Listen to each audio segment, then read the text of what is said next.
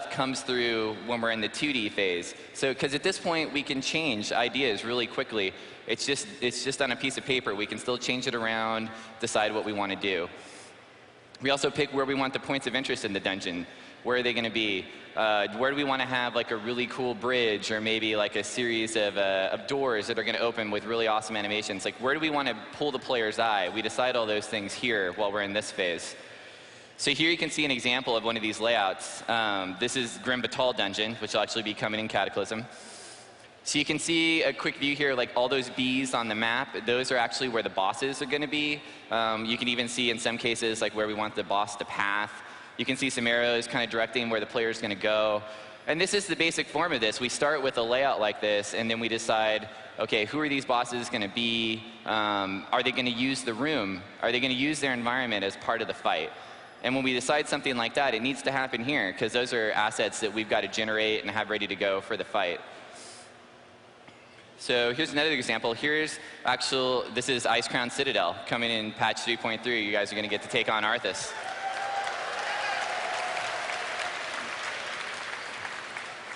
So granted, Icecrown is definitely a special situation, because this is a dungeon that I think everyone has a lot of passion for. It's a place we really want to get to. So here you can see a look at the layout. This one's a little bit more detailed. It's got bosses all over the place. It's got corridors and stuff. And this one actually has multiple floors. There's going to be 4 levels in the Icecrown dungeons, or the Icecrown raid, since you're going to be doing so much stuff. Scott's actually going to talk a little bit later. We've got a whole section where we're going to cover what you can actually expect to find in Icecrown raid. So here's another layout here.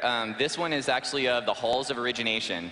This is one of the 2 Old Doom dungeons players are going to get a chance to go through in Cataclysm. You can see here, this dungeon definitely has a more detailed layout. It's non-linear, so players come in at the beginning there. They can take a right, head outside to that desert-looking area. They could also go to the left. Killing both these bosses on either side then activates an elevator that takes them up to the 3rd floor.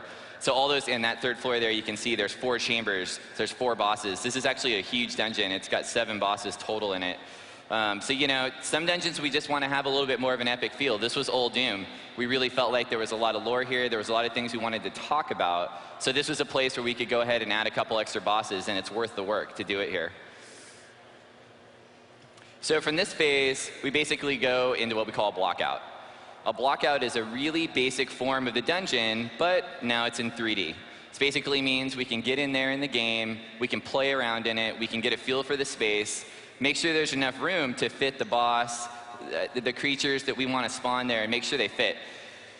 This is a really important time for the dungeon, because this is when the scale changes. The scale is super, super important. We don't want to end up with a dungeon that's so big that players end up having to run super far distances, but like say when they wipe and they come back and they've got to run a really long ways. That's something that we don't like any more than you guys do. You can kind of see an example of a new idea we went with Ulduar, with the teleporters that would let you quickly get back to the fight you were trying to get to, but still have a large dungeon.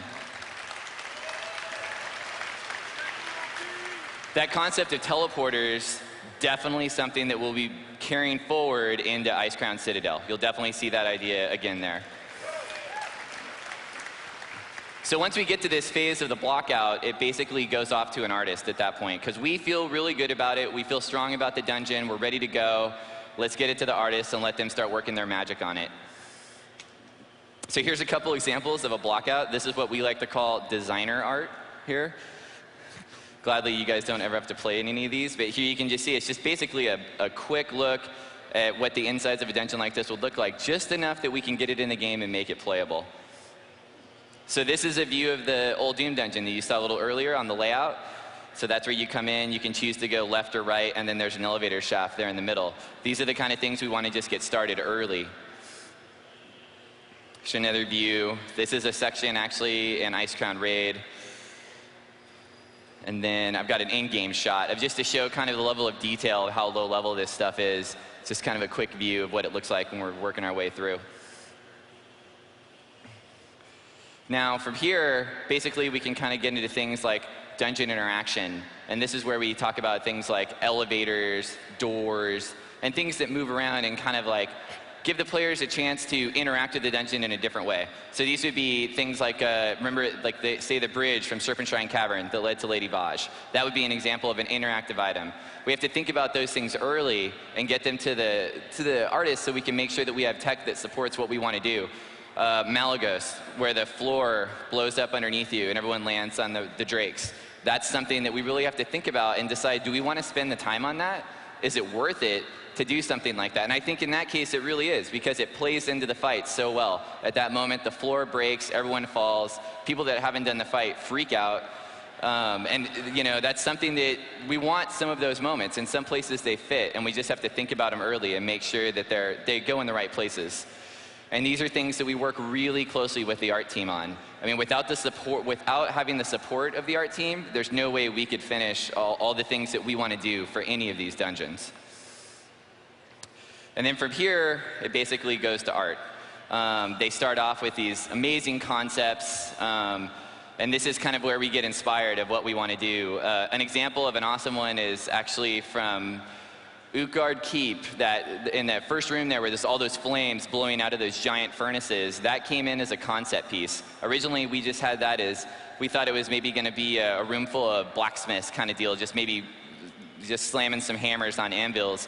We got that piece of concept art, and we were like, oh, we've got to turn this into a whole gameplay scenario where you've got to drop these Rykul, and that's what'll actually drop the fire and allow you to work your way around the room. It's an example like that where this concept art really comes in and just helps us, take the dungeon to the next level. So at that point, we're still working really close with the art team. We're trading back and forth between the block out and the next step of that final art.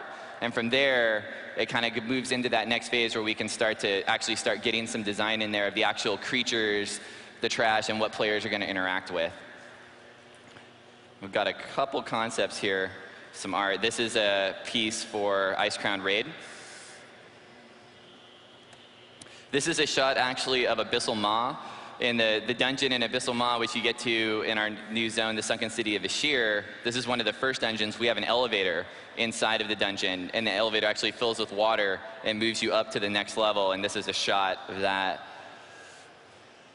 I think anyone who's done Ulduar is familiar with this one. So this is how we started out with the rocket train in Ulduar. We had an idea that we knew we wanted to do a kind of a transport or a track, but we didn't really know what would it look like, how would it play out. And it's concept art like this that kind of gets us to that point. So now we're going to get into encounter design, and I'm going to hand it over to Scott here, and he's going to give you guys a little bit of info about how we bring all the creatures to life.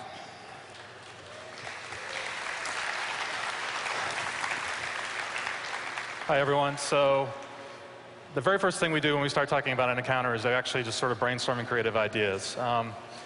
We get 5 to 7 designers in a dimly lit room, no windows, and we just start throwing out crazy ideas. Now, these ideas can really come from anywhere. It might be what the boss looks like. We have an idea for, we see something really cool in the boss, whether it's a really cool hand, like it ends in blades, so we know that he's going to do some kind of sword attack. It might be the room. The room might inspire us. In some cases, we actually have technology that can inspire us. Like in the Lich King experience, we found out that vehicles were a really big part of the expansion. And a programmer came in and explained to us, well, it turns out you can put vehicles on top of vehicles. And there was like this light bulb that went on in the designer bullpen where we all thought, okay, if we can do vehicles on vehicles, we are so doing Voltron. And that turned into Memoron. So during brainstorming, one of the things we really have to do early on is identify what new art we need and what new technology we need. So we knew we were doing some kind of Voltron boss, but we knew we were going to need brand new models for that and a host of new technology to support vehicles on vehicles. Other things we of course have to answer is what makes the encounter cool. What's going to make making sure you're not in the fire this time different than all the other times you've been doing it? What makes the tank and spank not just the tank and spank? What's going to make this council fight different than other council fights? And so that's, with every single boss, we try to find the one thing that's going to make that raid boss pop. And then another important thing as we're going through designing out an entire raid or a dungeon is we're really trying to provide you with a variety of different experiences within one zone. So we don't want to have tank and spank, tank and spank, tank and spank. You know, we want to make sure it's like, okay, maybe you have the, you know, easy to understand tank and spank, mix it up with some kind of ads fight, and then maybe do something a little bit crazy at the end. So once we have an idea about what we're going to do, then we actually have to start bringing it to life. So we use a proprietary tool called WoW Edit. It's our own internal tool. We have a team of programmers that do an awesome job at giving us this really, really powerful tool. And the things we do with it are creature placement within dungeons. We create the spells for those creatures to cast. And we also do action scripting, which are things like them actually moving around while they're out of combat, doing things like running away, all those kinds of things. So for the first time at BlizzCon, we're actually going to show you what WoW Edit looks like. And this is a screenshot of our actual internal tool. What you see here is Dractharon Keep. This is what a designer actually sees when we're working at our desk. What you see here are the trolls. And also the one troll that's selected up there with the blue sphere, that path you see is the actual path the designer has created by placing all those points. So then, all these dialogues, well, what you can see on the right is the complete list of all the spawns within the dungeon, that tree view. And then you select that, go over to the other spawn where you do properties, and what we're showing at the bottom here is where you can actually set the action and say, hey, if you're going to spawn, why don't you path? So, and here we have another dialogue. This is actually the dialogue for creature editing, and this is actually Onyxia. This is the Onyxia that you'll see in 3.2.2 right here. This is what we see. It's got things like on your left, you have like her name, the fact that she's a dragon, what she looks like. At the bottom left is the loot. I know you guys love the loot. Up at the top right are things like how much health she has, how much damage she does. And then over on the right is her spells and abilities. So we'll go over that, because I know you've been the guys wanting to see like how we actually figure out, how we set up how much she deep breaths. What's up with that deep breath? So, looks like that deep breath is random. It's weird. Yeah, it's strange like that.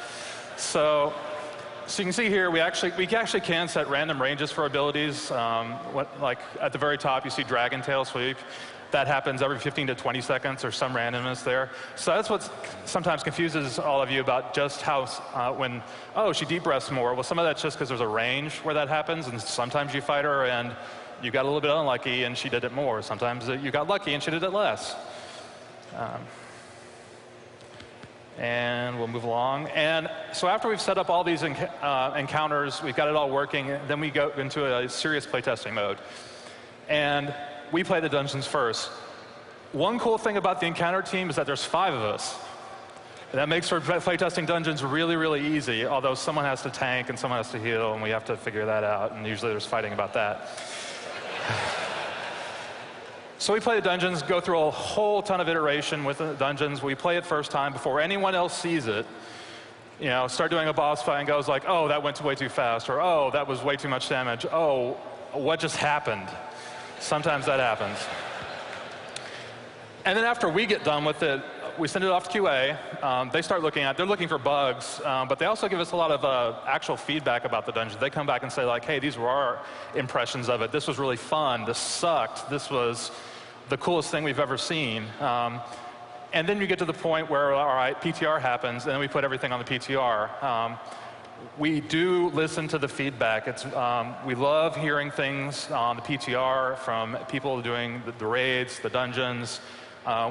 Although we don't say a lot, I'm one of the few people on the Dungeons and Raid team that posts on the forums as Day2, but we do actually read it all.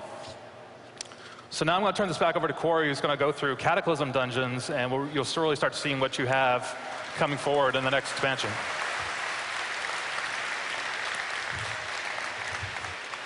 Okay, let's get into the juicy stuff. So this is a slide everyone always likes to see. This is our kind of what we call like a dungeon matrix. This is a layout of a little flowchart of all the dungeons we're planning and raids that we're planning for Cataclysm. So you can see we've got a lot of raids we're planning to have at ship. We want to have 4 full raids ready to go at ship for everyone. We've always said we want to have more in-game content here than we ever had, and we plan on doing it. Grim Batal, Skywall, Firelands, something called Blackwing Descent. You're going to learn a little bit more about later. Huge selection of dungeons, as well as, like we've talked about earlier, we've some old world